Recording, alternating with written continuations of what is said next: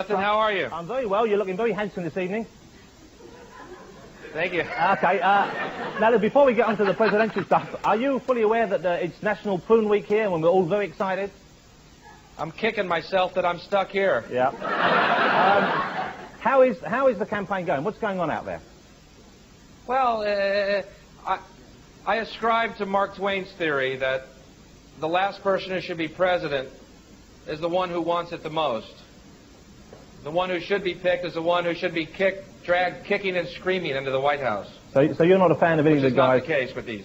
Well, what about the New Hampshire primaries? Because we know they take place tomorrow, and I'm told that these are very, very significant indeed. Why are they so significant, and what do you think will happen?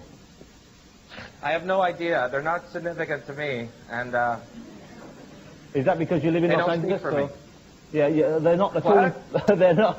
This is working very well, hasn't it, Bill? What about Bush's main rival then? Because Bush presumably is going to have to face a Democratic challenge, someone they're looking forward to, hopefully will take power from him. Who will be that guy, do you think? Well, it looks like Paul Zongas, who is a Greek from Massachusetts, shorter than Dukakis, and who is terminally ill. He looks pretty electable. That's a fine choice. What's happened to Clinton? Because the papers I was reading over the weekend suggest that he's perhaps making a bit of a comeback. Well, not with all these women making allegations about him. Yeah. Didn't he clear that up? I mean, he didn't say yes, but he didn't say no. I thought maybe he'd put that behind him.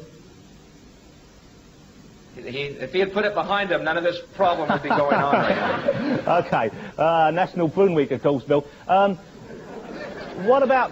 Did the news reach you about one of our potential Prime Ministers, Paddy Ashdown, who had a similar case? Someone came out of his past life and there were talk of an affair, and he came out and he took it on the chin and he admitted publicly that indeed it had happened, it was behind him now, it was perhaps a mistake.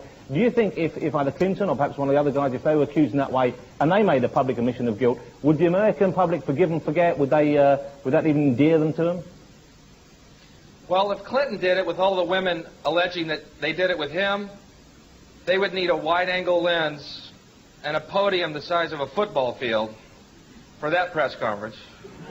Do you think it actually works in their favor that someone comes out and says, well, you know, this guy was at some stage in his life something of a stud?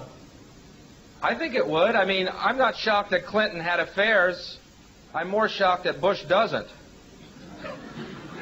You've seen Barbara.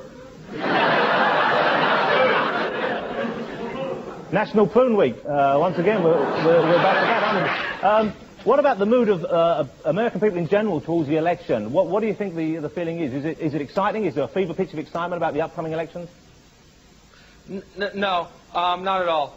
You know, no one shows up for these elections, and Bush will probably be reelected because American people don't want to change, and that's what Bush is offering. No change. What are the issues then? What are the big issues that are being picked up in the U.S. press?